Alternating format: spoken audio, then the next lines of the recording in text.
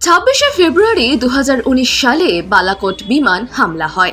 ভারতীয় বিমান বাহিনীর নেতৃত্বে এই হামলা করা হয়। ভারতীয় বিমান বাহিনী মিরাজ জেট নিয়ে রাতের অন্ধকারে নিয়ন্ত্রণ রেখা অতিক্রম করে এবং পাকিস্তানের খাইবার পাখতুনখোয়ার বালাকোটে জৈশ-ই-মোহাম্মদের প্রশিক্ষণ শিবিরে হামলা চালায়। বিমান হামলার পর তৎকালীন বিদেশ সচিব বিজয় গোখলে তার বিবৃতিতে বলেছিলেন যে বালাকোট বিমান হামলায় বিপুল সংখ্যক জৈশ জঙ্গি, তাদের প্রশিক্ষক এবং সংগঠনের শীর্ষ কমান্ডারদের নির্মূল করা হয়েছে। পুলওয়ামা হামলার পর পাকিস্তানের বিরুদ্ধে কূটনৈতিক আক্রমণ শুরু করে ভারত।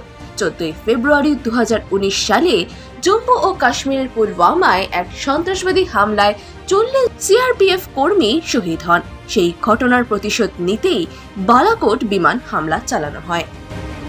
26শে ফেব্রুয়ারি 1966 সালে বিনায়ক দামোদর সাভারকর মুম্বাইয়ে মারা যান। বীর সাভারকর ছিলেন একজন ভারতীয় বিপ্লবী, স্বাধীনতা সংগ্রামী, সমাজ সংস্কারক, রাজনীতিবিদ, চিন্তাবিদ ও প্রবল হিন্দু জাতীয়তাবাদী।